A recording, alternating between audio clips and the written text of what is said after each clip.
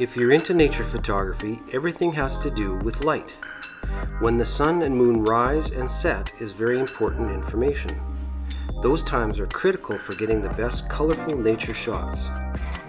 If you follow this information, you will have noticed that every day the days get a little bit longer or a bit shorter. In this video, I want to talk about how this affects you and your photography. If you're shooting closest to the longest day of the year, June 21st, the days seem to last forever.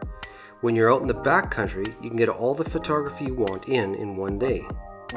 Where the longest day of the year becomes problematic is when you want to capture night shots. You have to get up in the middle of the night to capture those awesome star-filled night shots. It's also problematic if you want to capture light trails in a city. Most people go home and go to bed around 10. Unless you live in a really big city that never sleeps, there are a lot less cars to give you full saturation of light for your night photos. During the shortest day of the year, the opposite is true. You can start taking shots on the way home from work.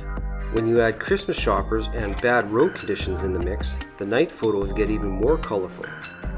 If you're taking nature photos on the shortest day of the year, you may have to do your whole photo shoot in the complete dark unless you go during the middle of the day. Also, when it's cold and dark, most people will not want to come with you. Most of the time you'll be shooting in the dark on your own.